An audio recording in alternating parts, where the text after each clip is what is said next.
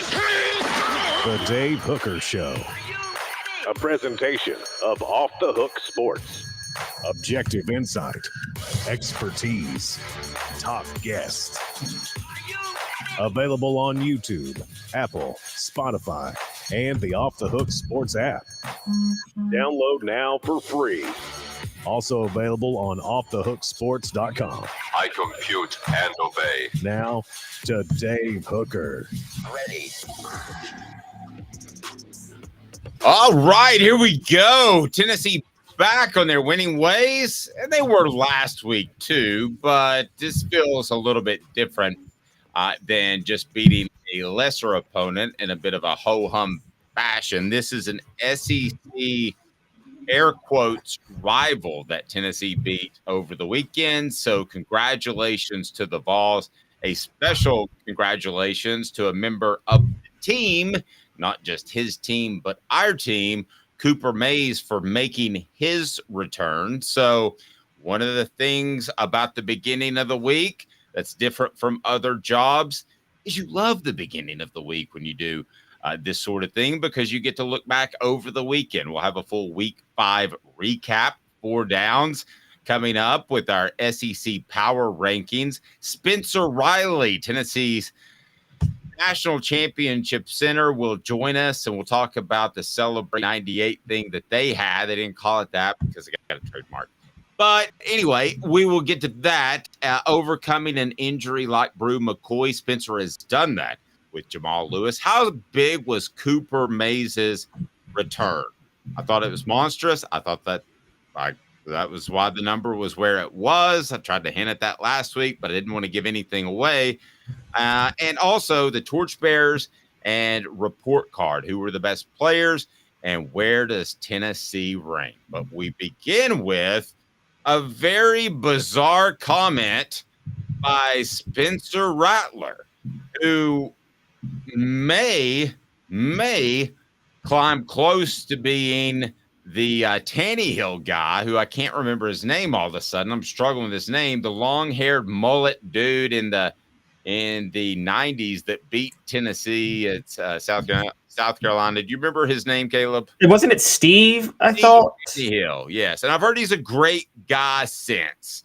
But the fact is, he likes to talk trash during the game. Spencer Rattler likes to talk trash after the game, saying this was Tennessee's Super Bowl. I'm sorry. There's never been a more inaccurate piece of trash talking in the history of man. I mean, I don't know how he thinks that Tennessee looks at South Carolina, but Tennessee looks at South Carolina as kind of the little brother of the SEC East. Fair or not. No offense, South Carolina fans, but that's the way they look at South Carolina. You want to talk about Alabama and Georgia? Sure, those could be called in-season Super Bowls, but this was not an in-season Super Bowl, Caleb. And I just thought it was a very bizarre statement, almost one of which his program, he thinks, has already arrived. And I think part of this is a little bit more deep-seated because I see Shane Beamer just having a fantastic time at all of his public engagements. They did beat Tennessee and Clemson last year. Congratulations. But this program's a long, long ways for competing for championships. Let me just ask you. I specifically didn't want to text you over the weekend because I just want to get your honest, fresh thoughts.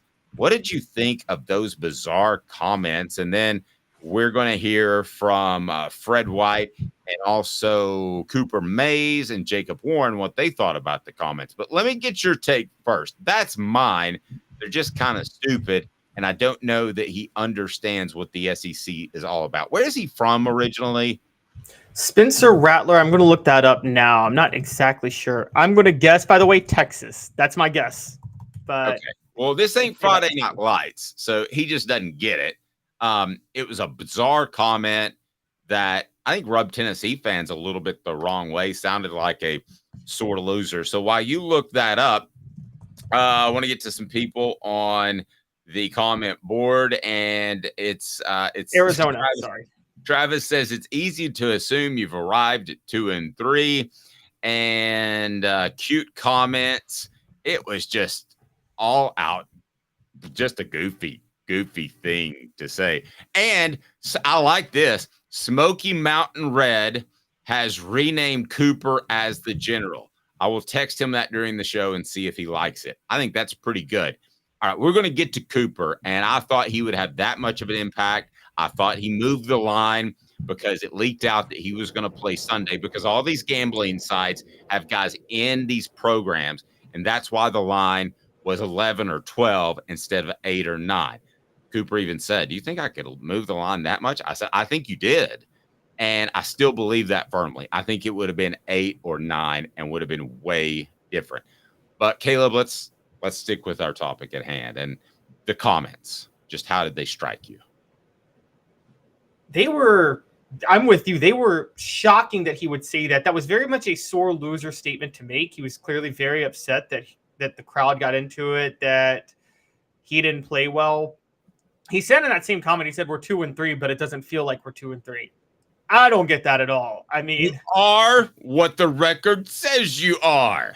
Also, okay, if you were 2-3, but like you beat the spread in 2 of those games or something like that, maybe you're 2-3 and 2 of your 3 losses, the other team covered the spread. Tennessee didn't just beat South Carolina. They covered the 12-point spread on Saturday. North Carolina covered the spread against them in the opener. So the only loss where they covered the spread in was against Georgia.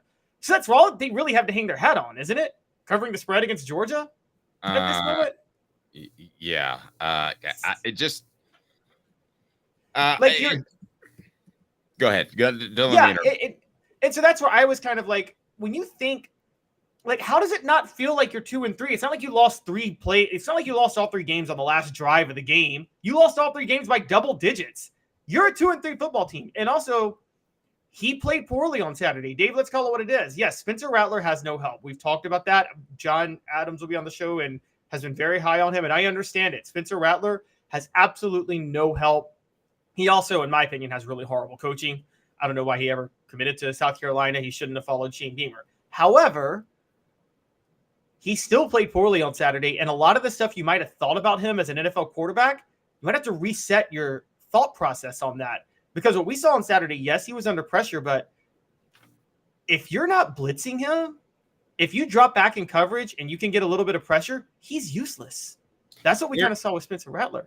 Here's what our Sunday wrap-up had to say, and if you are not a part of that, you need to go ahead and click like and subscribe and be sure you've got your notifications on because we're dropping stuff on Sunday like a clumsy waiter. So here we go. Here's what Fred White had to say about this must be Tennessee's Super Bowl. That some people don't need a microphone in their face. How about that? I mean, we expect to beat South Carolina. There's not a fan that will tell you, oh, well, we got to beat South Carolina. No, we expect to beat you. We expect to beat you every year.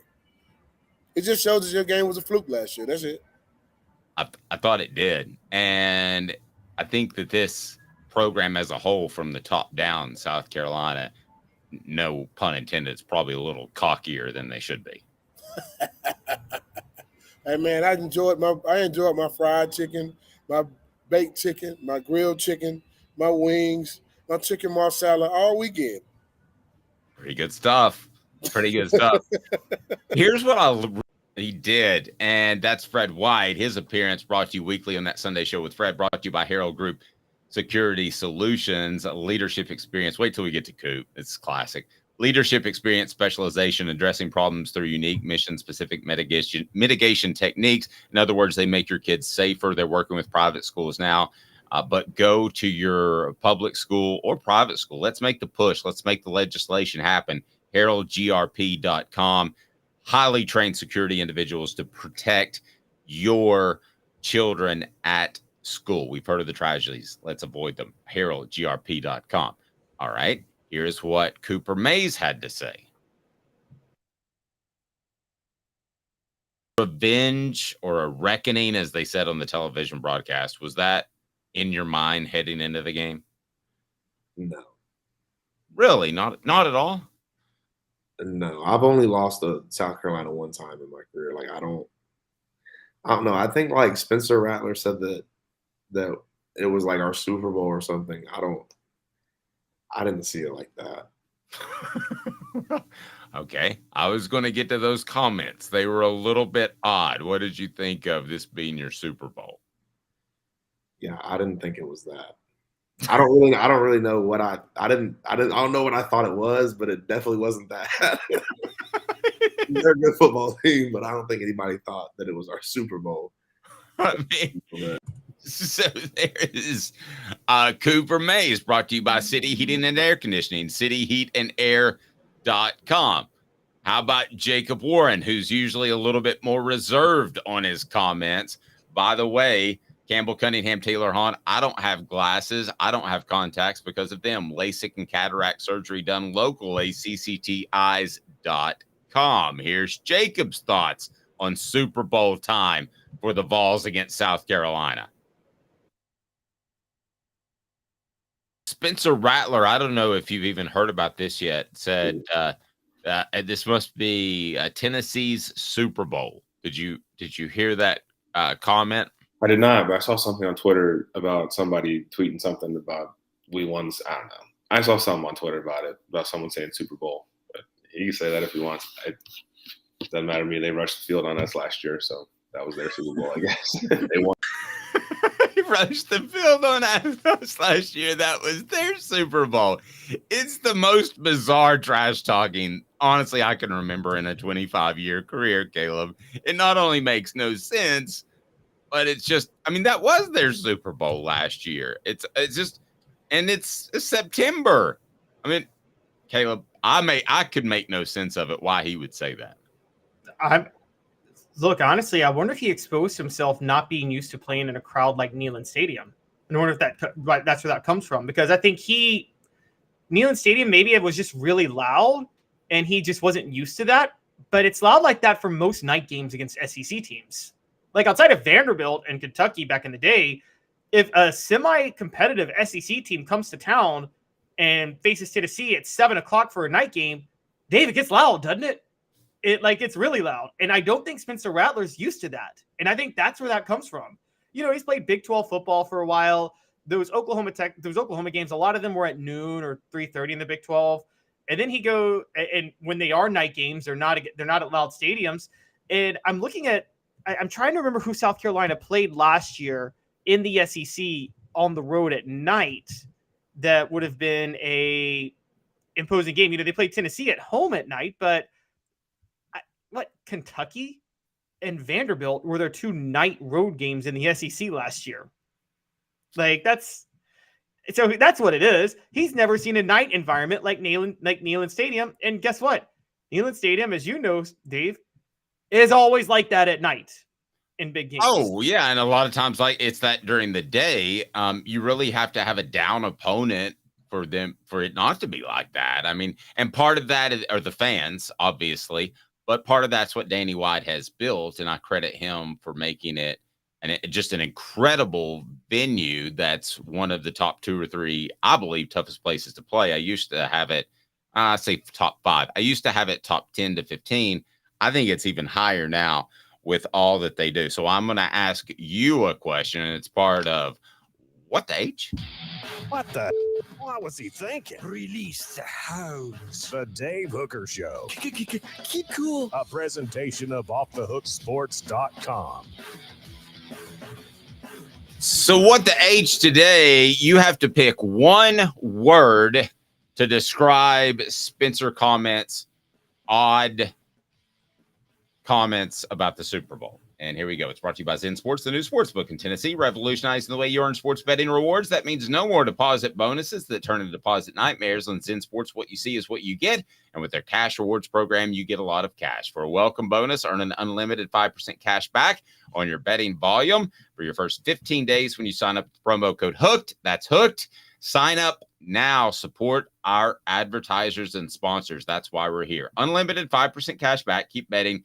Keep earning with up to 3% cash back on your betting volume every month after that. And refer friends to earn a percentage of their betting volume as cash rewards too. Zen Sports bringing the cash back to Tennessee. So if you bet big on sports, you want to be betting on Zen Sports. Zen Sports betting just got better. So you got to pick one word, Caleb. One word to describe Spencer Rattler's comments. That word is salty. He's salty. I'm going to go in a different direction. Whether he was upset or not, whether or not emotions played into that, I'm going to go ignorant. That's a good one. Just ignorant. You know, he said he's from Texas, right? No, Arizona. Arizona, excuse me. He just doesn't get it. He doesn't get how this is a big game because there are only 12 of them. And there are only a certain amount at home. So I'm just going to go with all out ignorant. I thought it was incredibly ignorant. Fill in the message board and I'll get to you. If you had to pick a word. Oh, very good word by Alliance, who says petulant. That's pretty strong. And listen to this.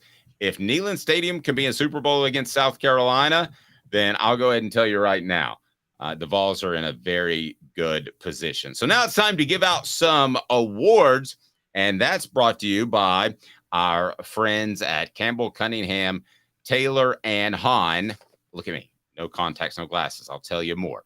Let's give out some Torchbearer Awards. Who were your players of the game? We'll also give you a report card as we'll discuss how Tennessee played in a very one-sided win that felt every bit as much like one of those 60-20 wins last year, just in a different fashion. It was every bit as dominant. So let's get to the report card. You can check this out on offthehooksports.com, and also our Torchbearers.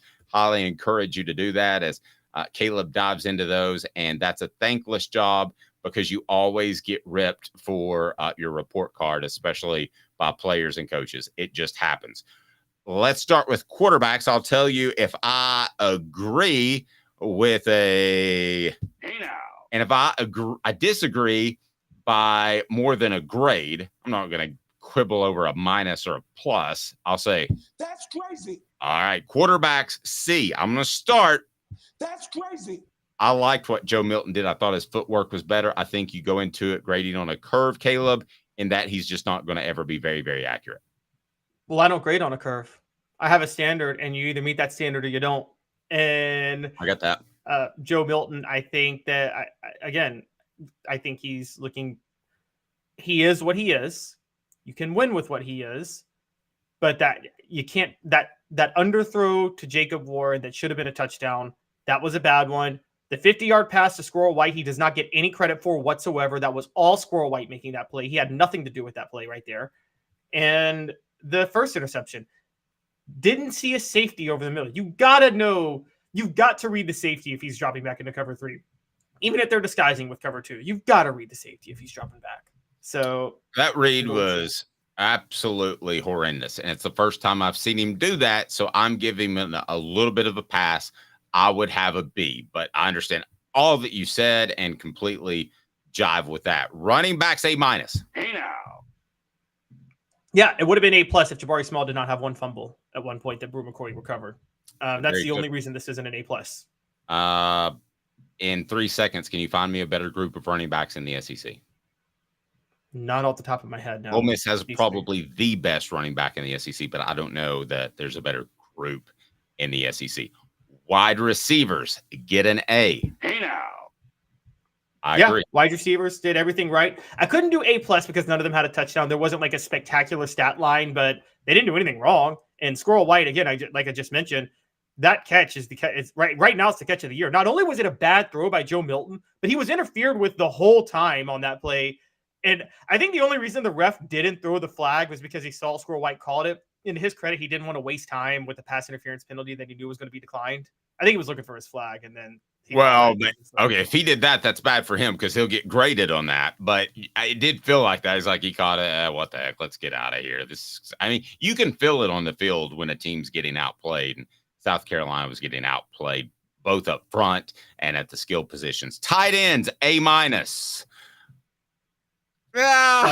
I'm going to give that That's crazy. just because our guy Jacob Warren caught a touchdown pass. And I said I wouldn't quibble over half grades, but I'm going A+. So I'm quibbling on behalf of my guy Jacob Warren. it would have been an A+, but McCollum Castles did have a drop in the game. There was one drop by McCall Castles, and that knocked it to an A-. To have an A+, you have to play perfect and be spectacular. No mistakes. Okay? Like Denzel Washington and remember the Titans. You drop a pass, you run a mile. I understand. But I'm looking out for my guy, Jacob. Offensive line, A-. I'm going to argue with you again. That's crazy. Because for Coop's sake, it was great to see him back. I'll give him an A+, but you tell me why you did not. Because even though he's better than Andre Keurig, one that's a very low bar to clear, Ollie Lane still had missed a couple of blocks at left guard, and he had a penalty. A-. Yep. That's true. Defensive ends, you gave an A. Defensive tackles, you mean? Oh, defensive tackles, A-. Hey now. I agree. Yep, defensive tackles, A-. Would have been an A+, but that one run play, that 175-yard touchdown, I mean, that was partially on them. So defensive ends, you give an A. Hey now. No argument. Yep. 6 sacks on the. I said they need to show up. They showed up, and the younger players showed up. James Pierce and Joshua Josephs showed up more than Tyler Barron and Roman Harrison. Just want to point that out. Linebackers, I'm giving both. Hey now. And That's crazy. I want to see from the coach's perspective more Arian Carter. So that's not really on the linebackers. They played great at an A-. I agree with that. But I just want to see more from Arian Carter. I want to see him more on the field. I want to see him doing some elite type of stuff, lining up at different positions. So A- is great for the actual play, but I want to see Tennessee's coaches do more with him. They were out of position on the one running play that for a touchdown, which makes it an A-. I kind of agree, but right now you can't put him in over Aaron Beasley. Look, I'm eating a little crow on this. Aaron Beasley was amazing. Forget his stat line. How many times did he take the right angle to the outside to force the runner in? I mean, I've never seen a linebacker. I haven't seen a linebacker at Tennessee this good at taking the right angle in years. And I mean years. This is rare. Wow, good stuff, man. So Caleb goes from hating, or not hating, but thinking Aaron Beasley can't play to now one of the best in years, a turnaround, which just shows you that we don't get our feet dug in the ground and refuse to change our opinions. Secondary, A+. What? Hey now. Pick 6, Spencer Rattler held 169 yards passing. Wesley Walker is a big reason it's an A+.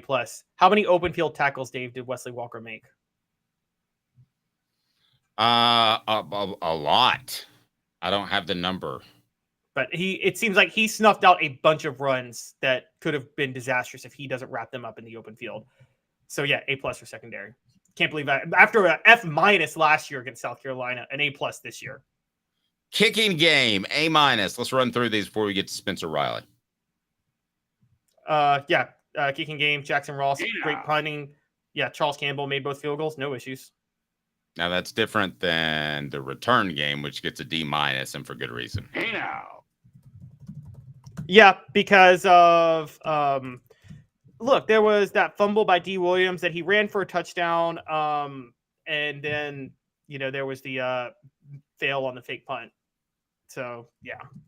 Yep, absolutely. And hand out our Torchbearer Awards. You tell me who you thought were the top players in the game on Saturday, Caleb. So give out the Torchbearer Awards. So I already mentioned Wesley Walker. He was great at open field tackling. I got Squirrel White, who had 104 yards receiving and had the best catch on the day. Jalen Wright, you could have given it to Cooper Mays, but I gave it to because of the blocking, but I actually gave it to Jalen Wright because I thought his running was incredible. Kamal Hadden, hey, where are the Kamal Hadden haters today? I want to see them. Kamal Hadden's been balling out. Pick 6, played awesome. And who Fred White called potentially the next Leonard Little continues to look like it. James Pierce Jr. is the player of the game. He had 2 sacks, but he was all over the field. Boy, he's good. I'm just telling you, he's good. Dan says the kicking out of bounds has to stop. That does. I think it will. That was off an unsportsmanlike conduct penalty. Be fair on that, though. Yeah, but I also think that Josh Turbeville needs to not try to kill the ball every single time. He has a very strong leg. He can kick it 80%, and it's going to go into the end zone. So you're good with that.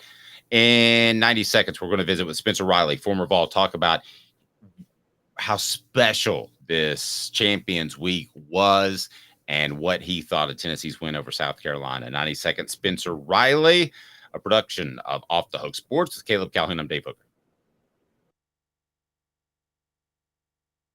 honest, I was really heavy into the drug culture. I was selling drugs. I was just constantly in pain. I was missing like a good support system in my life. Cadis has given me everything that I need in order to successfully have a wonderful recovery, in order to have a life that I didn't even know was possible before. And it's not just about me anymore, and I love that. I absolutely love it. You can take your life back. Call Cadis today. With all that sun, sand, and salt water, the beach is a very relaxing place. Unless you wear contacts. Ow! Open your eyes to the best the beach has to offer with LASIK vision correction from Campbell Cunningham Laser Center. Sports Treasures in North Knoxville is one of the South's largest sports cards and memorabilia dealers, featuring over 10 million sports cards from vintage to modern. Sports Treasures carries a full line of hobby boxes, singles, autographed memorabilia, Tennessee Vol collectibles, fan cave decorations, and so much more. See a museum full of collectibles at Sports Treasures, 4819 North Broadway in Fountain City, and Sports Treasures on Facebook. Sports Treasures, where the real sports fan goes to Who's this guy? Hello, who is it? The Dave Hooker Show, Who? a presentation of Off the Hook Sports. What? YouTube, Apple, Spotify, and the free Off the Hook Sports app. Back to Dave Hooker. All right, this guy right here deserves major kudos, and I hope he had a fantastic weekend because he won a national title along with the 1998 national championship team. So we want to get to Spencer Rattler, who had a good time, I'm told. Spencer Rattler, how are you, sir? Good, my friend. What, are you losing weight during the season? Do you lose weight during the season? Trying to, buddy. Trying to be less fat. That's all I'm trying to be. That's my goal when I go to the gym. I always say trying to be less fat. So we got three handsome devils in here on the program. But before we get to a lot of things, which includes Cooper Mays' return, we also want to discuss with you losing a significant player during the season and how you move on. You guys had to do that in '98. I'm sure you know, or you may not. I know you've got your own team to coach, but Bru McCoy was one of those beloved players. And I do think a really special talent, which you pointed out last week. But let's start with the weekend. How was it seeing the guys? I know you probably keep in touch with Facebook and Twitter and all that stuff, but I had a tear in my eye when I saw about 50 of you guys underneath the goal post. That was pretty special. How was the weekend, sir?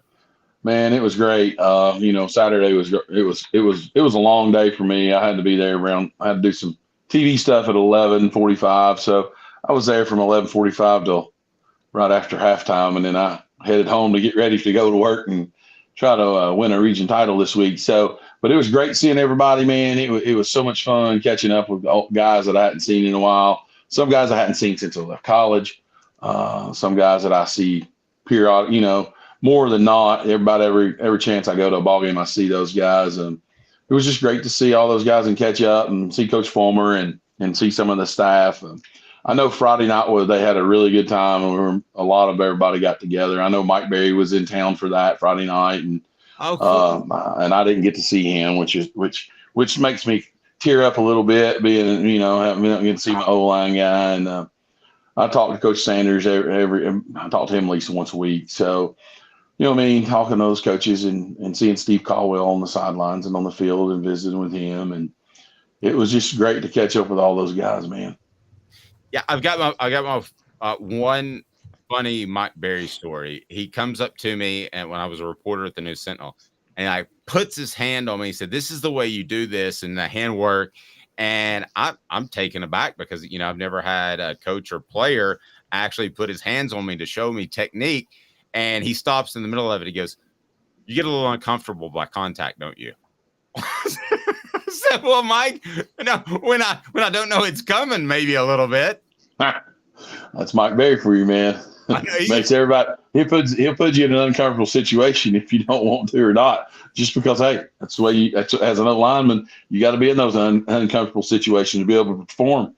Yeah, I thought he was going to put me down on the pavement right there in the parking lot next to the practice facility. I want Caleb to get you started on Cooper's return, how big it was.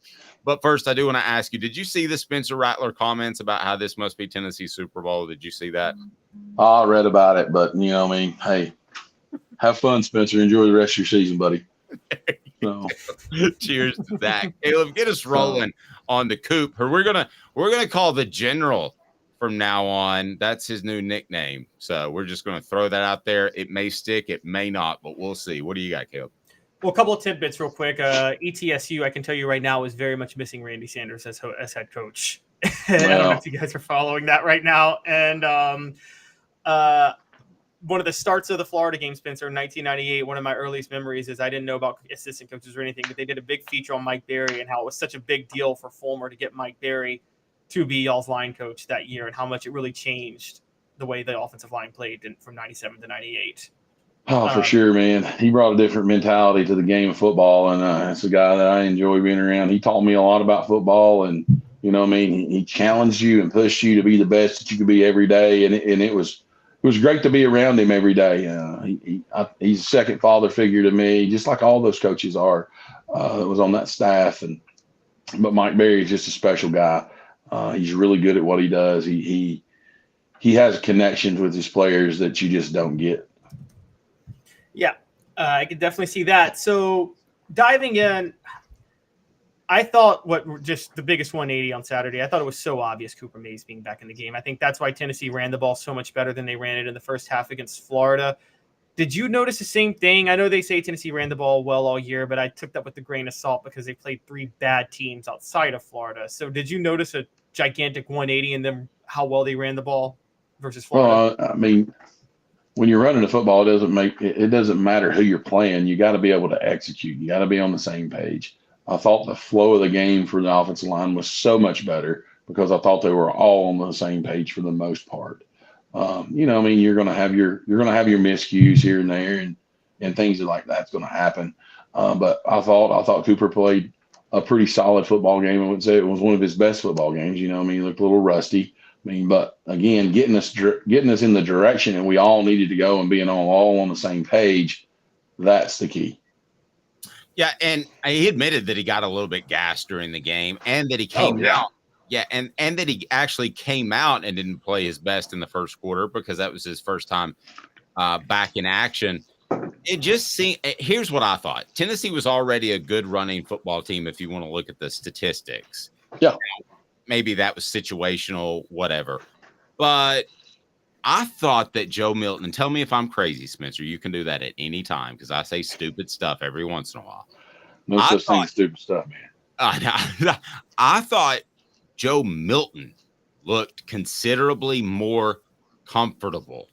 Just his footwork and everything in the pocket with Spencer in there as opposed to the previous with Cooper in there as opposed to the previous 4 games.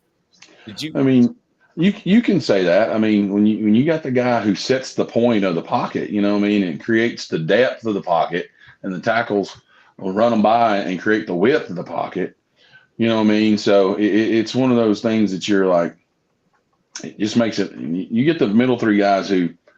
Hey, you got to create the wall. The tackles are to create the width of the pocket, and we as an offensive line, as a center, you got to understand what you're looking at. You got 6 sets out. You got 3 guys looking at and having their eyes all in the same place, and I thought they did a good job of that and battling and competing and being a little bit more physical there in their pass pro. Yeah, I think that Cooper holds people accountable. You two remind me of each other in a couple of different ways. But I think that Cooper holds people accountable and his toughness level raises the toughness level of the entire offensive line.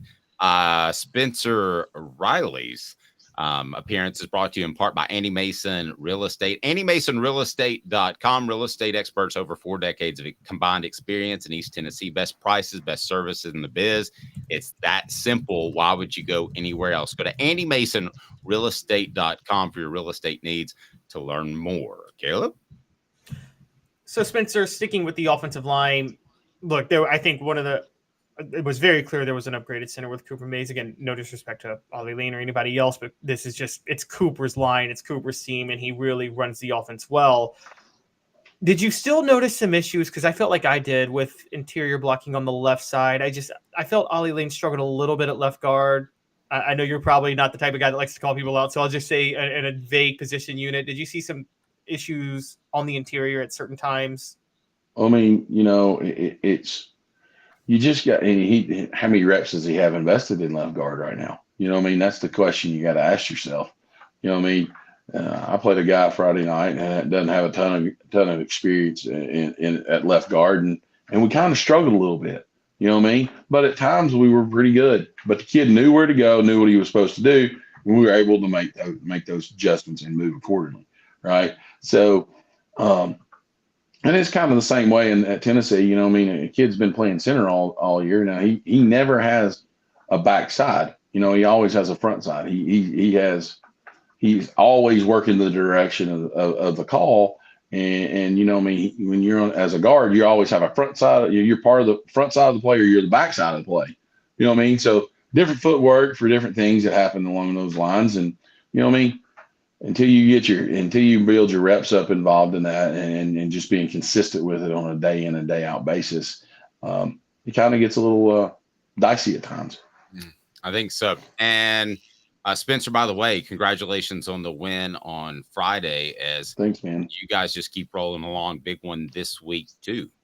Yeah, man. When we win Friday night, we'll clinch a part of the region title here, and then we have We have 3 more games after that. But if we beat we got an opportunity to go undefeated in our region. Hadn't happened in Jefferson County since 1993, which was when I was a senior in high school. And I'm like, wow, that's a long time ago. I want a shirt. I want a shirt, and I want to wear it with the Jeff County logo every single Monday when you're on. That's if you can hook that up, because I got to get you a book too. Are you a size small? No, medium. Are you a medium? I'm not a medium. I'm still an XL. I'm still it's the broad, manly shoulders. I got you. Okay. Is it natural? Okay, so quarterback naturally is the leader of the offense and perhaps the team. Mm-hmm. You kind of have to be. Yeah. At center, I'm sure there can be a great leader at left tackle or left guard or right tackle or right guard, but is it just natural that you should be expected to be the leader of that offensive line? Well, you are definitely. You got to make sure you're telling all 5 guys what to do. You know what I mean? So you got to be confident and demanding on what you're doing, and watching those guys. You know what I mean?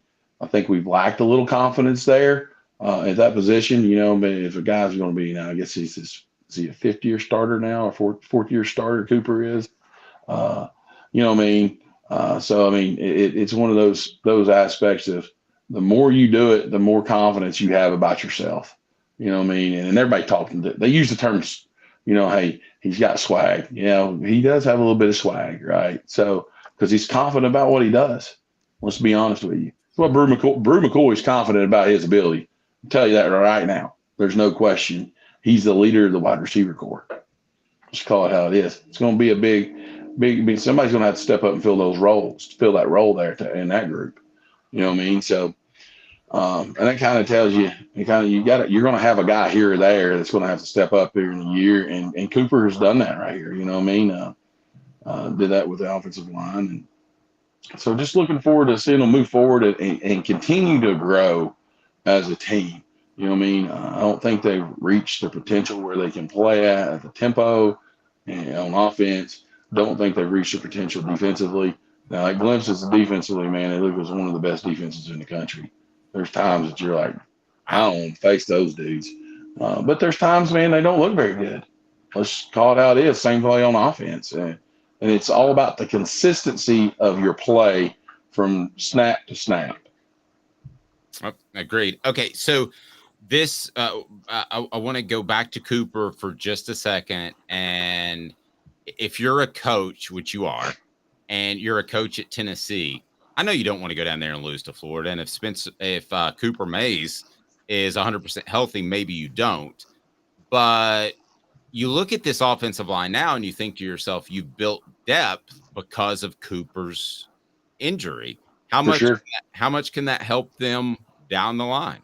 Definitely will help them down the line. I mean, you got to, if you're not developing your kids, you always got to try to shrink the gap between your first group and your second group and your second group to your third group. The closer you get that gap, the better you're going to be as a football team. And we talk about that as a staff here. We got to continue to develop our kids day in and day out. We coach as hard with our freshman group as we do with our varsity group who plays a ton of snaps on Friday night. So, I mean, we got to shrink those gaps and get those kids ready to play and have the ability to play and understanding all the technical part, the fundamentals of what we're asking them to do. Spencer, transitioning over to the Bru McCoy injury, which I finally was able to they didn't show the replay. I saw the replay of it on Twitter. Don't watch it if you guys can't handle It's not good. injuries. It's not. Yeah.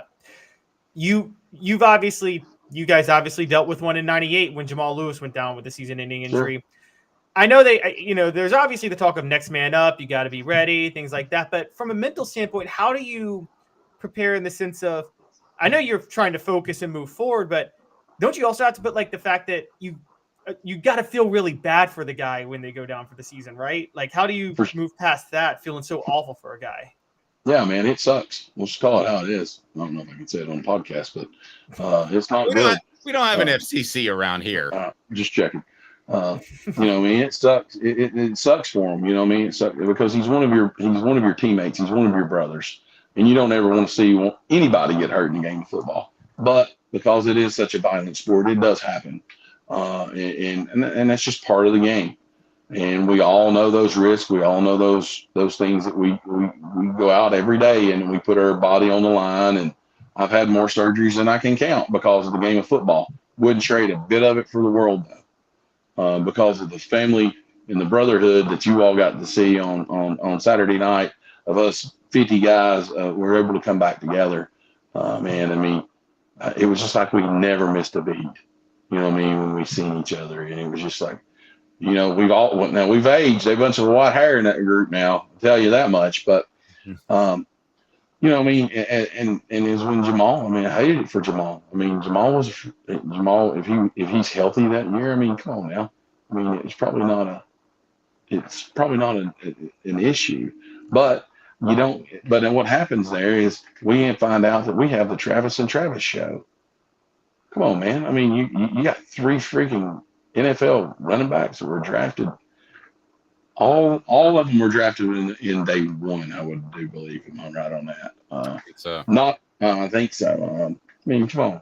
So if that injury doesn't happen in 99, we don't have 3 very, very talented tailbacks. Okay, so let me ask you this, as the psychological aspect of the team, when you lose a Bru McCoy. And you lose because he is a team favorite. They love him, sure. Even though he's a transfer. I think we think of transfers coming in, and he had some issues at Southern California. We think malcontent. He's been the exact opposite from everything that I have been told. Sure. And when you lose a guy that you really like, and you've been there with Jamal Lewis, do you play for him, or does that sound cheesy, or do you just try to put it out of your mind? How do you handle it as a competitor to make sure it doesn't weigh on you? And it's worth noting Tennessee has an off week. Well, I guess I'm kind of a little bit different, and I may be different from most people, but from my aspect as a player, hey, I'm just got to move forward, and we got to continue to get better as a football team. The injury happened. It's in the past. We got so many ball games left to play. And we got to go execute, and we got to go win these football games and find a way to do that. And I know that sounds probably bad, but at the end of the day, he's rehabbing. He's getting better. He's still part of the team. He's still around, right? He's just not being a contributor right now. So you still see him on a daily basis. So it's not like he's over here hiding in the closet someplace or not being out here on the field on a daily basis. You know what I mean? So he's just not participating in games and practice, but he's still part of your teammate. He's still your teammate, your brother, and you just go out and you go out to be the best that you can be for your team, because at the end of the day, it's for the team. You know what I mean? And that's what today's football world is a little different from when I played. You know, it was all about team success. Now, I mean, these kids are got NIL deals, and they got to have some individual success to keep that money. And at the end of the day, they want to make that money just like you and I do. Spencer, it's funny because I compare the two. You guys didn't have any chance to like refocus because Jamal Lewis goes down. Y'all's offense struggled a bit at Auburn, and then y'all got a top 10 road trip against Georgia the next week. So there was no time for y'all to kind of think about or to, get used to it. But this team, how big of a deal is it that Cooper's back, but he's rusty, as you said. Ollie Lane needs to adjust a little more to playing left guard since he hadn't played there. And now they have to figure out what to do with their number one option with Bru out. Could they have asked for a better time for the bye week than this week? Well, you think of it one of two ways. I mean, I would rather not happen on the bye week. I'd rather it have to be fast and try to figure it out as we go and be one of those deals that, hey, we don't have time to worry about this. We have to move forward. We have to go on, and we have to be the best that we can be next Saturday. Well, Tennessee has the luxury of being off. Now they got some time to work it. But me, I would prefer it. Let's go into the next ball game and let's make our adjustments and let's roll with it. Yeah, it's funny you said that. Talking to Jacob Warren and Cooper Mays on the individual ball reports, brought to you by City Heating and Air Conditioning and our friends at Campbell Cunningham, Taylor, and Hahn. Jacob said you'd kind of like to keep rolling. Coop said, probably from a conditioning standpoint, he's good with the week off. Yeah, I'm sure. Should have been running a little bit more, Coop. Doing a little extra. He was running in the pool, but that's not the same thing as running around in Neyland Stadium, pushing around SEC opponents that are playing, I guess, for the Super Bowl. So. Yeah, for sure. All right. You know what I mean? The conditioning pushing around a 300-pound man, it's a little different than just running sprints, right? Let's just call it how it is. So you push around a big guy for 60 minutes. You're like, yeah, I'm tired after this ball game. You're sore. You didn't know you're sore in places. And like, well, I understand where he's coming from. Yeah, absolutely. All right. So coming up, we're rooting for you. You have a big game this week, and Spencer, the sooner you can get my Jeff County the shirt, the sooner I can rep it. But big game this week, and we're all rooting for you. Who you got? How you feel? I know it's just Monday. Well, we got West Ridge this week. It's it's a new school up there where they consolidated the majority of the Sullivan schools, the directional Sullivan schools, into one school. I mean, they're good. They lost their starting quarterback 2 weeks ago for the season. So I mean, kind of trying to figure out what they'll do offensively and do that. So I mean, we'll just figure out how all that goes, and we know we think we know what they're going to do offensively or defensively, but everybody pulls out something out of the trick versus us here the last couple of weeks. So so it's definitely be a fun time here in Dumpling Valley. It's homecoming, so big week for us here at the school. Spencer, have a great week, buddy. We appreciate you, and thanks for being a part of the show. Thanks, man. Text me your address. I'll make sure both of you get shirts. Sweet. I'll do that. Sounds good. All right. Any shirt representing a school that beat Steve Spurrier's high school is always good. Appreciate it, guys. Have a great week. Thanks, buddy. You too. I appreciate that. That was great stuff. And so I keep calling him Cooper because he reminds me, or Cooper Spencer, because the two remind me of each other. I think you would agree that both are overachievers in their play, although Spencer was actually surprisingly fast. He was in, you might be surprised by this, but before he moved to offense, he was like in the 4.7 range playing defense. Well, that's the thing. Spencer had to change positions, I think, 2 times, right? Because he went from defense to offensive line, but then he went from guard to center. Cooper was a natural born center. Like, he was a center the second he stepped on campus, and everybody knew it at that moment. Dave, I wanted to just add on the Bru McCoy thing. Is it just luck, or is medicine different now than just 17 years ago? And the reason I bring that up is the injury reminded me of the Tyrone Prothro injury, which ended his career at Alabama. Remember that injury when he faced Florida? I hope, yes. I hope medicine's different. Do you think if Tyrone Prothro has an injury now, he probably is still playing football or able to come back? Is that 10 years ago, 15 years ago? That was nearly 18 years ago. Remember, it was Mike years Shula ago. was at Alabama. They have a 31-3 lead at Florida in the fourth quarter, and he throws a pass into the end zone to Tyrone Prothro. Yeah, but here's the thing. So here's worst case scenario with Tyrone Prothro, and that was one of the more disgusting injuries you'll ever see. And I haven't seen the Bru McCoy injury. You have. I don't want to see it. You said it's similar.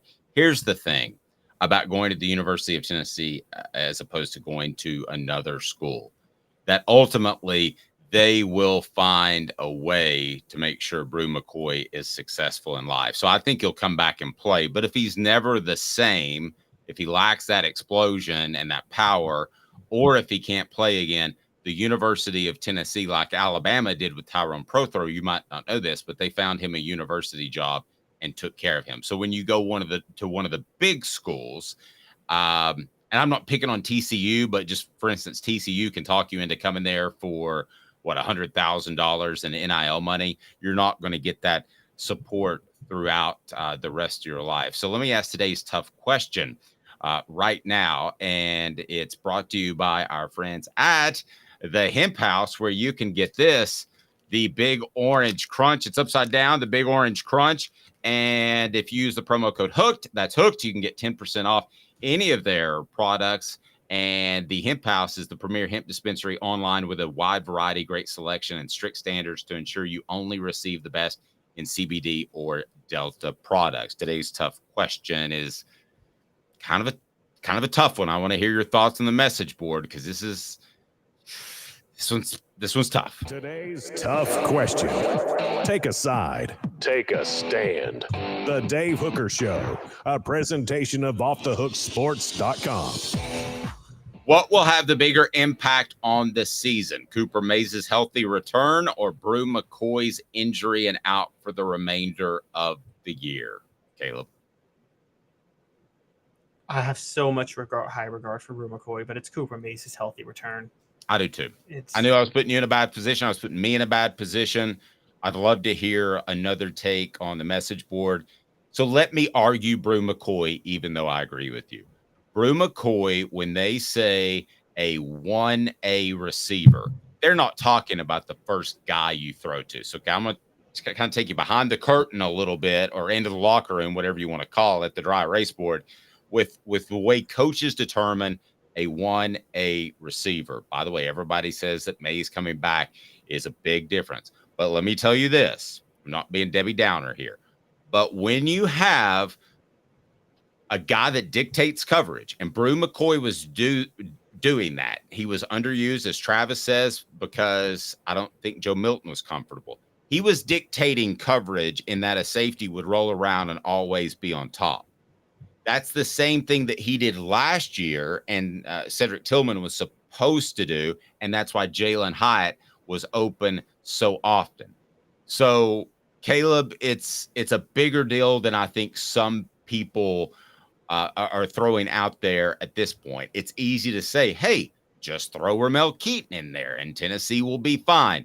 No, I don't know that Ramel Keaton is physically gifted enough to dictate coverage. I think he's going to go against a lot of cornerbacks that will win the lion's share of battles, or at least the majority of battles. That's what Bru McCoy was doing for this team, from coaches and scouts that I talked to, that watch what the all 22 is a horizontal camera from the end zone. You can see all 22. Well, people were adjusting for Bru McCoy because they were scared of him. That's why he hadn't gotten as many balls to this point. Also, the Joe Milton being uncomfortable. They don't have that now.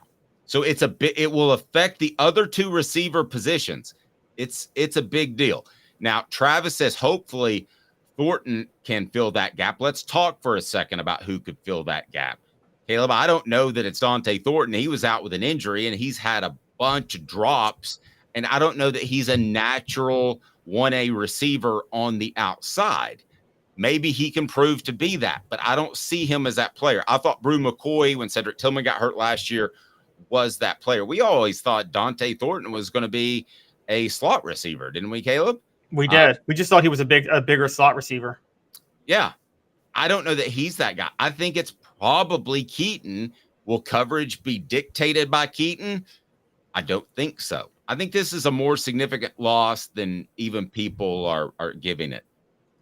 I think it should be Nathan Leacock. He was balling out in practice last year, but they didn't put him on the field. But I think Josh Heupel, again, Josh Heupel, the play caller, amazing. Josh Heupel, the talent evaluator, I keep questioning. And I think Josh Heupel is now giving seniority to players he picked. Now, he picked Nathan Leacock, but he also picked Chaz Nimrod and Caleb Webb, who are a little bit older than Nathan Leacock. But Nathan Leacock is the only receiver over 200 pounds that's in the rotation right now. Dante Thornton, he's 214, but I'm going to be honest. Dante Thornton, for someone who's 214 pounds, plays like he's 170 pounds. I'm just going to call it what it is. He is soft, and I'm not afraid to use that word for him anymore, honestly. And so I think it's got to be Nathan Leacock, unless there's something in practice we're not seeing. But I get your point about dictating coverage. I mean, you covered the 06 and 07 teams. Yes, Lucas Taylor got 1,000 yards receiving. He didn't dictate coverage the way Robert Meacham did the year before, though. Amen. That's and when you have to roll coverage over the whole time, it changes things. Not to get sidetracked, but that was one of the things that Deion Sanders brought to the game, and the elite corners bring to the game. They could take one receiver out, so then you could actually roll coverage to the weaker receiver. So he's pretty much done. I mean, he's not having any sort of a game. I actually did some research, funny enough, what they typically did with elite speedster cornerbacks like Deion Sanders back in the day, because I know I told you back and forth back a few months ago, but I kind of learned this. They would put Deion Sanders on the elite number 2 receiver to take him out fully. So the Cowboys game, I was wrong about it. The Cowboys 49ers game that we talked about that I told you a few months ago, they had Deion Sanders on Alvin Harper to take him out of the game. And then they were like, okay, we can have 2 guys worrying about Michael Irvin, because Deion Sanders can just fully take Alvin Harper out of the game, and Alvin Harper was useless going against San Francisco in that one. And yeah, I'm not going to quibble with you on that, but there was a lot of Deion on Michael Irvin in that game, because you remember your losses, Caleb, and I remember that game. But I think that Tennessee can move on. They can have a fantastic offense, but finding a guy who could dictate coverage would be huge. SEC power rankings, where do the Vols stand now? Did they dropped in the AP poll, Caleb? What the H? They did. Behind Missouri. Well, obviously Missouri has that quality win over Vanderbilt, Dave. Don't you know that? Did they drop in the coaches poll too? No, they moved up 1 spot in the coaches poll. So they're 18 in the coaches poll, 22 in the AP poll, but Kentucky and Missouri both jumped ahead of Tennessee in the poll, but LSU fell behind them in the AP poll. So That's why they fell 1 spot. And using my corny Dave humor, Travis says you'd be a Nimrod not to like a Nimrod. Well, you wouldn't be a hooker if you did it for free. So 2 minutes, and I'm going to tell you why the coaches for once have it right in their ratings and the AP does not. You'll never hear me say that if you listen to the program for 10 years. With Caleb Calhoun, I'm Dave Hooker, back in just 2 minutes. Hang tight.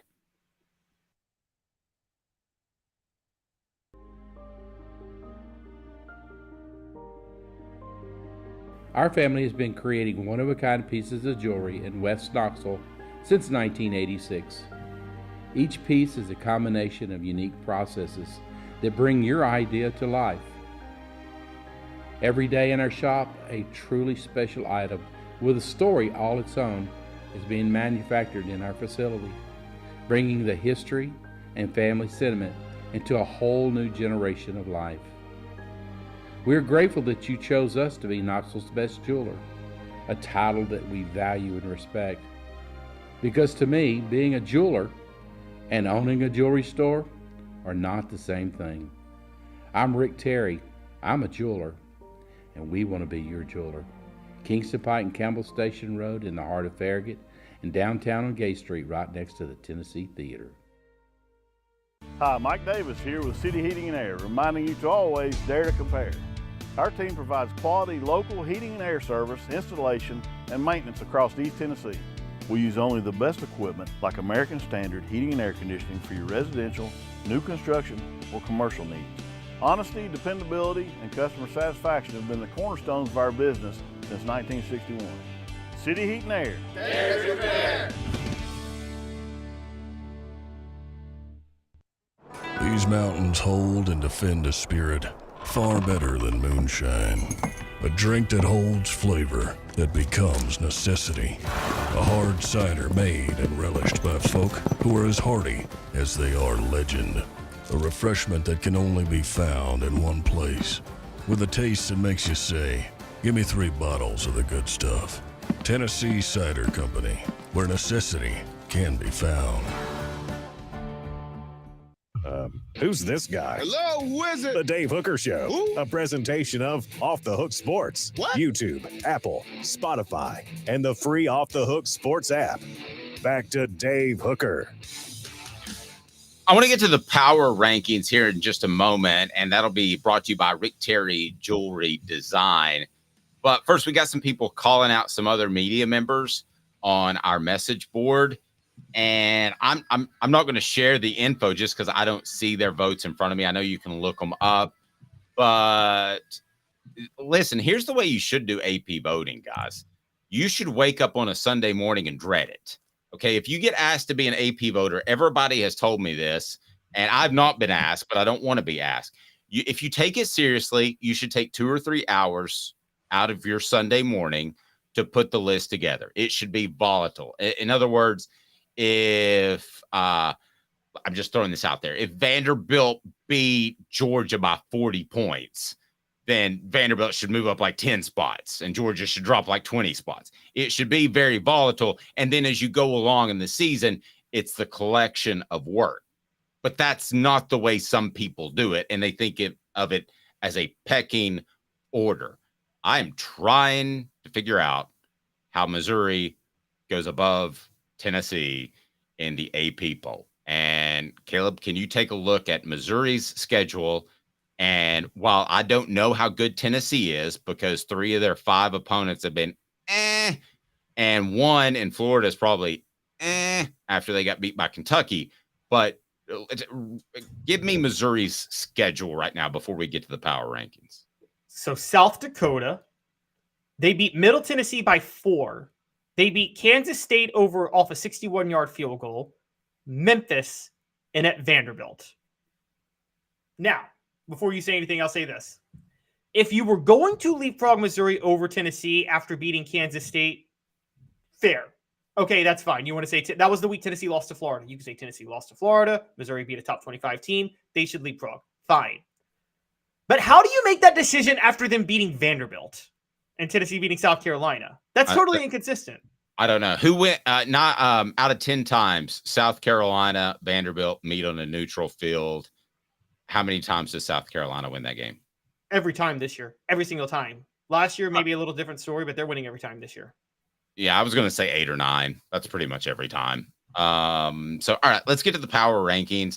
Power rankings, we have a new number 1.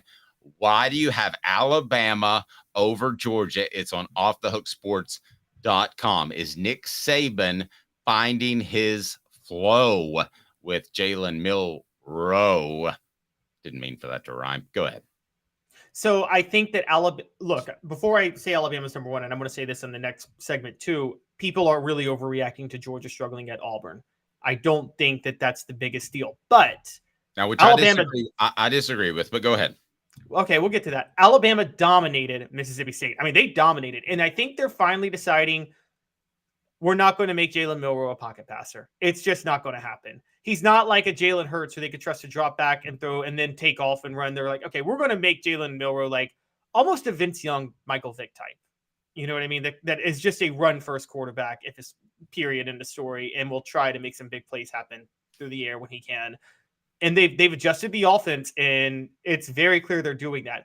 Also, one of the things that I think helps Alabama for me this week, that win over Ole Miss looks a lot better than I thought it was. I mean, let's call it what it is. Ole Miss playing the way they played last weekend, you got to sit there and say, okay, that was a good win by Alabama. They're getting things together, and that Texas loss is not a bad loss. Texas just beat an undefeated Kansas, which, I mean, I know it's Kansas, but still, they're looking really good. So You got to put Alabama back at number 1. I don't have a problem with that, but I do think Georgia is still the better team. One last thing on the message board, Rocky Top Tom says on the AP poll, Missouri is 5-0. We're 4-1 against teams which are mid to horrible. I get that, but it's a trip to the swamp. So you have to factor that in.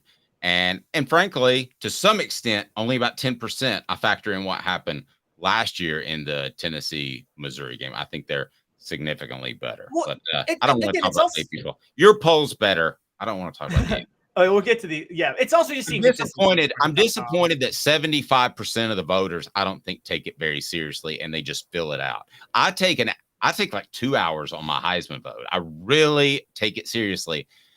I don't want to be an AP voter. If they ask me, I wouldn't, which I don't think they're going to, but I don't want to do that. But anyway, I want to get to your rankings. Your rankings are better and it's not close. Well, these are power rankings. These are my actual top 10, to be fair, which is totally different. I know, but this right here is more solvent and more representation of college football than the AP poll this week. And usually I'll say that about the coaches poll, but the AP poll was off. You got Ole Miss at number 3. That's a pretty significant jump. What a huge win for the Rebels, who I was throwing some dirt on last week. And Lane Kiffin just dialed up one of those offensive days where you can't stop him. He did. And quite honestly, I got to give him a lot of credit. I almost knocked him because Lane Kiffin was down by 2 with 30 seconds left inside the LSU 10-yard line. LSU had 2 timeouts left. Dave, you run it 3 times and make them use 2 timeouts, and then you kick a field goal to win the game in that moment, right? Yeah. Instead, Lane Kiffin went for the touchdown and gave LSU a chance to almost win on the other side. You don't go for the touchdown there, ever. You do what Philip Fulmer did against Syracuse. He got to the 10-yard line, and he said, I'm running this clock down. I don't want Donovan McNabb back on the field. Yep. And so before we get to Tennessee, who is in the top half when they weren't last week, Texas A&M, I thought that Bobby Petrino would bring a little bit of organization to that team. I don't know that they're a championship contending team at all, but I will say this. I think that Bobby Petrino short term was a good answer for them. And then you, if you want to address both these teams, LSU at number 5 as we get closer to the Vols. Yeah, LSU is still they are a disappointing team this year. They were an underachieving team, but if you look at their body of work, losing to Florida State and then on the road at an Ole Miss team that's better than we thought is not. I mean, it's better. It's a better resume than most of the SEC, and they still have that blowout win over Mississippi State, and they beat Arkansas, which is a rivalry game. So they still belong at number 5 in the SEC power rankings. If LSU played anybody else outside of those top 4 on a neutral field, including Tennessee, LSU would be favored. Okay. Vols at number 6. Why? They got their first quality win in the SEC, and they didn't just get it. They actually looked significantly better than South Carolina. And it's if you were to go head-to-head circular logic here, which I don't believe in, and I don't think you believe in either, Dave, this team beat this team, and which beat this team, so this team needs to be ahead of this team. I don't do that at all with power rankings, at all. And because this is who's playing the best right now. Who would you, outside of those 5 schools I named, who would you favor over Tennessee on the neutral field, honestly? None, and we'll get to the rest of the list. I think 6 is a very I actually think they're probably the 4th or 3rd best team, but with what they've done and the way you do it, I totally agree. Right. That's where I am too. And this is where the controversy is going to come, are the next 2 teams, because they're both undefeated, and they're 2 of the 3 remaining undefeated teams in the SEC. Okay, so after that, you got Kentucky and Missouri. So Kentucky undefeated, Missouri undefeated, but in the power rankings, they're just languishing down there in the middle. What are you doing, Caleb? Do you just not like the Wildcats and the Tigers on the ladder? So Kentucky fans will lambaste me for this because, look, we both picked Kentucky to cover against Florida last Saturday. We both thought they were going to actually beat them pretty significantly. Their blowout win against Florida at home at noon, that's not playing Florida at home at noon is not the same as playing Florida in the swamp at night. Do we agree on that? Yes. It's a totally different environment. And Tennessee wasn't even fully healthy in that game because Cooper Mays was hurt. So you throw all of that together. I'm sorry, Kentucky still has a miserable resume. They've played horrible teams for most of the year. And again, I don't care that they blew out Florida. Tennessee plays Kentucky on a neutral field right now. Vegas is going to put the money on Tennessee. They are. Auburn comes in at number 9. That's a rebuilding program. And then you've got Florida that comes in at number 10. Now, that doesn't look good for Tennessee. And Rocky Top Tom says on the post, if you're watching on YouTube, hit like and subscribe. We appreciate that. Says, we lost to an incredibly mid-Florida team who just got wrecked by Kentucky. If Tennessee and Florida were playing on Saturday with a healthy Cooper Mays, who would you pick in that game, even if it was at the Swamp? Tennessee. And if they're playing at Neyland Stadium at noon, I'm picking Tennessee by 40 with a healthy Cooper Mays. Ouch. Okay. Yeah. I don't know about 40, but I think Tennessee wins with Cooper Mays in there comfortably. Rocky Top Tom says still Florida, and they played each other, and I respect that because ultimately Florida got the dub. But that's not how power rankings work, by the way. Right. Yeah. I think he knows that, but he's saying that Florida would win. South Carolina, 11. They dropped significantly after getting hammered by Tennessee in Tennessee Super Bowl. But they don't feel like they're number 11, Dave. No, yeah, they don't. They don't feel 2 and 3. Yeah, that's the other thing that Spencer Rattler said in addition to the Super Bowl. So let's roll out the remainder of the list. Mississippi State, Arkansas, Vanderbilt, and Arkansas to me is the one that could get weird because Sam Pittman was such a great fit, but people said that about Butch Jones. I don't know that Sam Pittman is going to be long for his world in Fayetteville, which I know a lot of people like him. He's kind of a fan favorite. Why? Because he talks to he's a media favorite because he talks to everybody in the media. We could probably have him on Wednesday if I called, but we're good. So the Power Rankings brought to you by Rick Terry Jewelry Design. They do design jewelry, but they also do affordable game day jewelry. How about the Fire Opals, a Tennessee tradition? RickTerryJewelry.com. RickTerryJewelry.com. And I want to ask our message board before I'm trying to do something here, and trying to do two things. I'll just be honest with you. I mean, I would like to sell as many of my books as I can, but I'm trying to think of a way, and I would appreciate your suggestions of honoring Bru McCoy this week. We did Champions Week where you got a free t-shirt last week, and I'm thinking about, Caleb, I'm just workshopping this out loud, and tell me what you guys think. So it's the AEDs, that's what they're called, that they give you if you're having a heart issue, like happened in the Bengals Buffalo game last year. Is that what they're called? AEDs that spark you back to life, the paddles. I don't know, but I know what you're talking about. Bru McCoy has given a lot of his time to make those more accessible.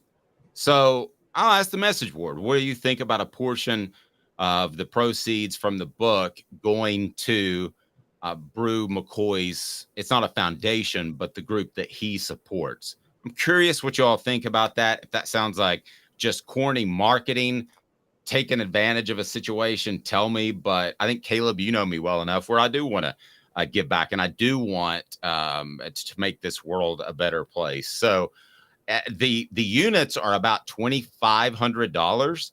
So I'm trying to figure out a way to buy at least one unit. That's my goal. And we're going to do some workshopping on that. But if you haven't ordered the book now, please do so. And it'll be retroactive, whatever we figure out. You can order the book right down below. I want to thank Hound Dogs for a second for, Travis says, makes me feel better about buying 2 books. So, okay, we're just going to do that. How about we say $5 of every book goes to the foundation that Bru McCoy currently works with. And I'll have to look up the foundation because, again, I'm workshopping this out loud.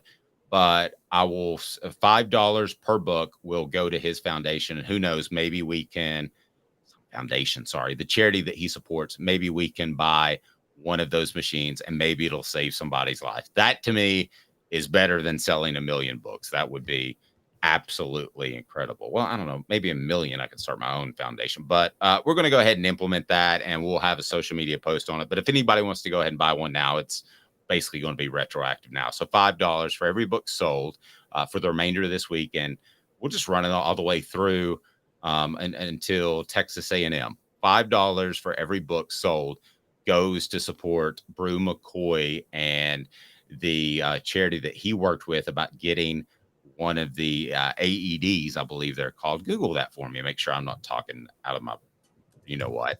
And that's what we want to do. Because Yep, their personal. Yep, their American AED. They sell home personal use defibrillators. Yeah. Defibrillators. Excuse me. Yes. So if we sell enough to provide half of one, I'll take that. Hopefully we do more than that. But again, I hope you don't think this is a cheesy marketing thing, because it's not. Because I just was brokenhearted for the kid. Because listen, people that transfer used to always be malcontents. Period. End of discussion. Alvin Kamara is the ultimate example of not a malcontent, and I was blown away by him smiling all the time, and he wasn't playing enough. Bru McCoy shows up. You had the domestic assault issue that went away somehow at Southern California. They tried to hold up his transfer, and he's nothing but a great man while he is on campus. That to me was something special. So I want to do something, and I think that's going to be it. $5 for every book sold until the Texas A&M game, and we may do it beyond that.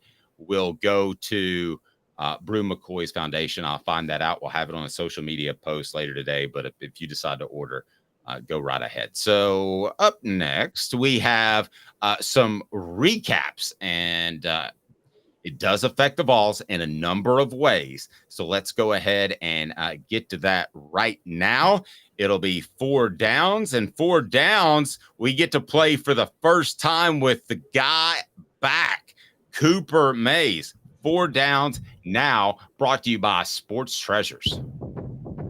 4 downs. 4 questions. 4 answers. The Dave Hooker Show. 4 downs. A presentation of offthehooksports.com. All right, here we go, Coop. Let's go ahead and get us started. 4 downs brought to you by Sports Treasures. What should people do? Cooper Mays? Cooper Mays here. Hit like and subscribe. Hey, and I really mean that, because we're almost at 3,000 subs. So if you could tell a friend, that's a big deal for us. I mean, that would be super cool. I mean, we just started this thing like a year and a couple of months ago. So we're really excited about where we're going. Let's start with the first down. Cooper? Coop here. First down. I can't believe that my guy Caleb is saying this. Nobody has been hotter on the LSU Tigers than Caleb, and to some extent me. So, Caleb, we're both wrong. LSU is done. They are done. They are done. They've lost 2 games. I mean, even if they were to beat Alabama, which now I don't think is going to happen because they have to go to Alabama, they're not going to the college football playoff at this point. I don't see any path for them. It's over. And honestly, given what they hoped for the season, Dave, you've covered teams like this when they hope to play for a national title and they were out of it in September. It's really hard to refocus and still play hard the rest of the season, isn't it? Almost every team I covered in my first 10 years was like this because of the Florida game. So you either won the Florida game or you lost, and it's like, wah, wah, and the season's just kind of over. So, yeah, I mean, I've covered a dozen teams that are in this position when you have everything to play for, and then it's gone. Because it's gone for LSU because this is 2 losses. Yep. So it's gone. Alabama, let's talk them. What down, Coop? Cooper Mays here. Second down. All right, Alabama's looking better. They are.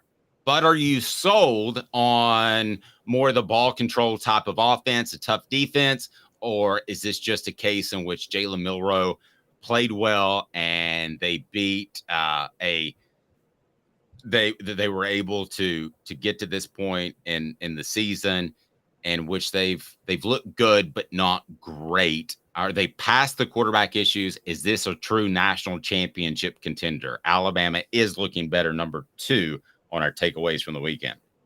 Yeah, I think this is I keep calling it, this is an era of almost a defensive renaissance in college football. If you look at the scoring, points per drive, points per possession, number of possessions ran in games, data and things like that.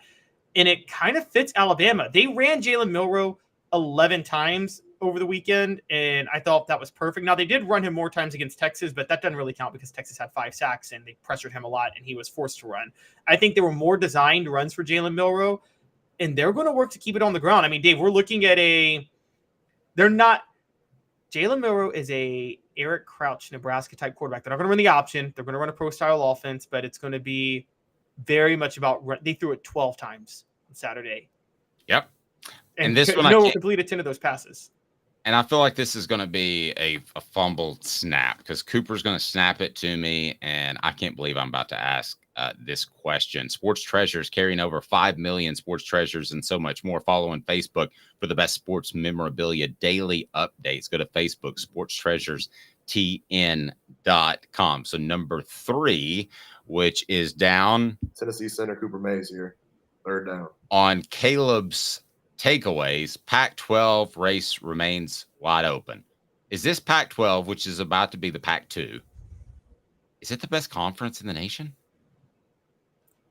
Certainly the most fun to watch in the nation. There is no better conference to watch in football right now. It is, guys, tune into some Pac-12 football right now. This is fun to watch. Oregon State loses to Washington State. They come around and beat Utah on a Friday night. Colorado hangs tough with USC. USC's undefeated still. You got USC, Washington State, Washington, all still undefeated. I'm missing Oregon, all still undefeated. I mean, you're looking at maybe 2 teams from the Pac-12 in the college football playoff this year after they've been iced out every year since 2016. I think the ultimate question that will be answered before the end of the season, if the Pac-12 is better than the SEC, will be, is Georgia elite? They play down to opponents. They did that last year, and they still won a national championship. So if they win a national championship, I'll take the conference that has the elite team.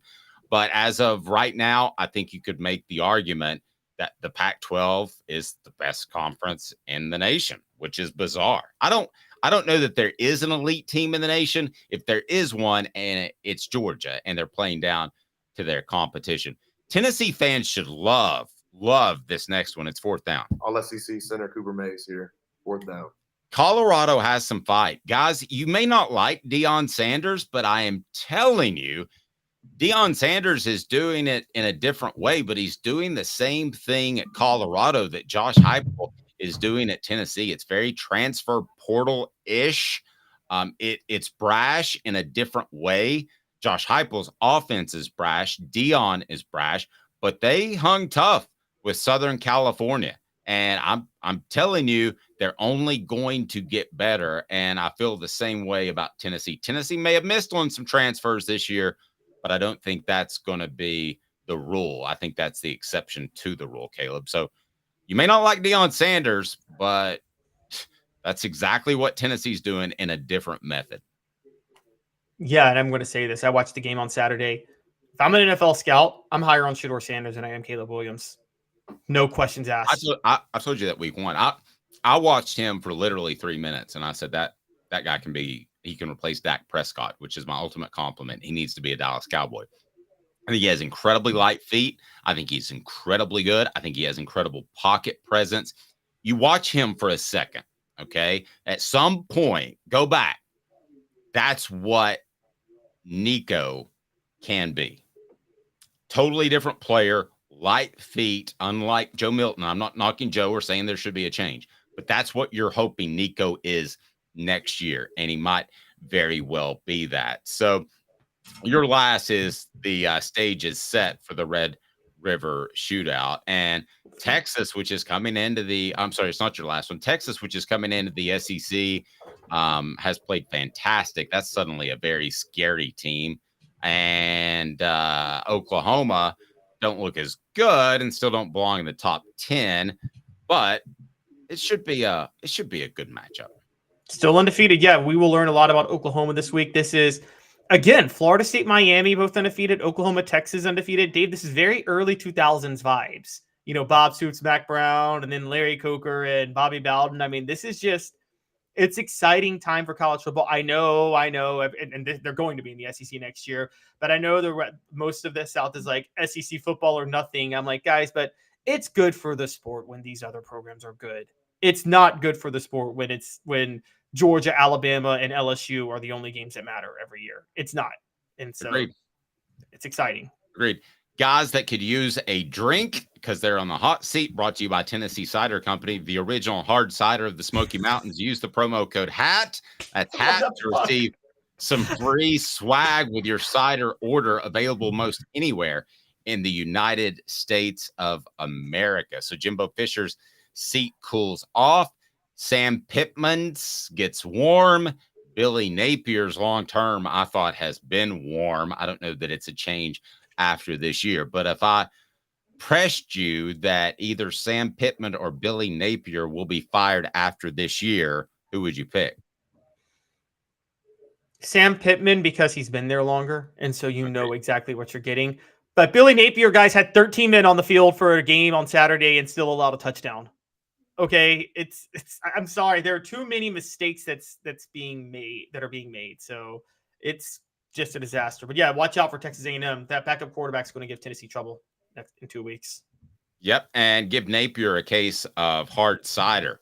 By the way, go support our sponsors. I'm telling you, that's why we're here. Go to tncidercompany.com and use the promo code HAT, and you can have that cider delivered almost anywhere in the United States of America. All righty, and as we go through, we've got it was a weekend of historic comebacks. That was pretty strong. And then let's take a look at the Heisman race. You've got Cameron Ward, number 1, Caleb Williams, Quinn Ewers, Michael Penix Jr., Shedeur Sanders. The top 10, I would have Sanders higher. Top 10, Texas, Ohio State, Penn State, Florida State, Miami, Washington State, Oregon, Washington, UNC, and then Georgia, the defending national champs who are still undefeated at 10. Oh, come on, Caleb. What are you doing here? They did the same thing last year. They played down to every opponent. I'm not basing, and we're going to debate this in a second. I'm not even debating that. I'm not holding it against them on how they played at Auburn. What I'm holding against them is their schedule's just been garbage. And you guys can't come up with, well, they play in the SEC, so they play a harder schedule. You guys can't throw that at me. The data is very clear. Georgia has played one of the easiest schedules. Georgia's at number 10. Oklahoma's not in my top 10, and Michigan's not in my top 10. Now, that doesn't mean I don't think that doesn't mean I don't think Georgia and Michigan may not be the 2 best teams in the country. This is a resume-based ranking. It's not a power ranking, and it's not a projection ranking. It is a resume ranking. And my resume ranking makes it very clear that these other teams have better wins and tougher schedules to this point. Okay. Let me just ask you this question. Somebody comes to you and they say, Caleb, you have to bet all of your savings on just one team to win the national championship. Who are you betting on? Yes, it's going to be Ohio State this year. I think they're better than Georgia this year. I picked them to win the national title at the beginning of the year. I bet more on Ohio State. I would take Georgia. And to me, there's not a close second. But I would take Georgia over almost any other team. But Dave, that's not what these rankings are. These rankings are resume based. Period. End of story. Georgia's resume is not good yet. It will be. They'll probably still get into the playoff. But right now, they are not. They are barely top 10. And again, I don't even have Michigan in the top 10, and I'm sure most people have them top 3. No, I'm still taking Georgia in that regard, and I'm gonna take Southern California over Ohio State as well. But we differ there. Now, is this a Georgia team that Tennessee can, should, or will beat? I'll just say can. I think people, again, I'm going to actually defend Georgia here. People are overreacting to the Auburn game. That's a rivalry game on the road against a very good coach in Hugh Freeze. So what that they only won by a touchdown? I mean, I picked Auburn to cover the spread.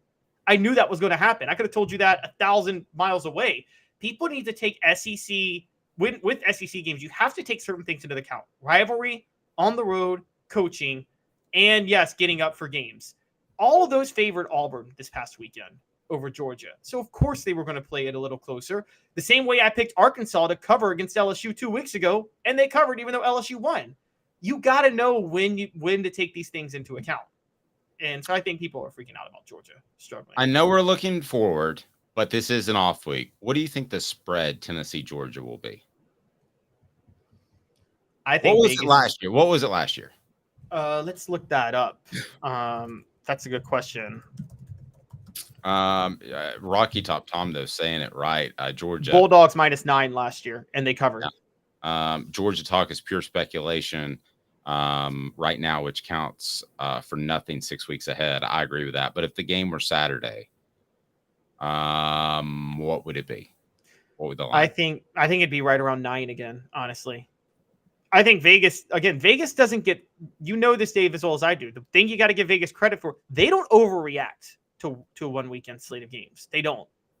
And I think that's the first time I ever learned about Vegas and how the odds work was I was 12 years old. Used to read the lines in the paper. I didn't bet. I was just curious.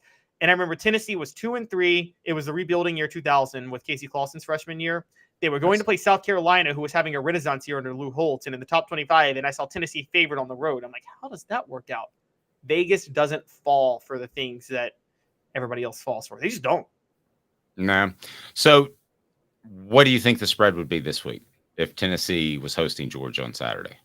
Georgia Georgia between a touchdown and 10 points, 7-10. Something around that range. I was going to go 6 or 7. So we're not far apart. I would be surprised if it was actually 10. But there you go. Loved having Spencer Rattler on. That was fantastic. And then tomorrow we will have the one, the only John Adams on for Caleb Calhoun. I'm Dave Hooker. Have a fantastic day, everyone. Robert, I see you on the message board. Said you were dead for 8 minutes. My gosh, prayers to you, sir. Certainly hope everything's okay. He says he's in rehab now. So God bless. We want you to be fantastic because you bring a lot to the show. And, we don't like it when people die. So be careful. Take care out there. Do your physical therapy. And we want to remind everybody to hit like and subscribe. We're almost at our 3,000 number. We're excited about that. And tell a friend. Greatly appreciate it. Want to again thank everybody that came to Hound Dogs. And that was on Friday with Fred White. We'll do that again for the Texas A&M game. I had a half a dozen people come up and say, hey, listen to the show all the time, which was pretty awesome. So I was very, very pleased. Friday was a special day. For Caleb Calhoun, I'm Dave Hooker. God is good, Robert. You're right. God is good. This has been a presentation of Off the Hook Sports.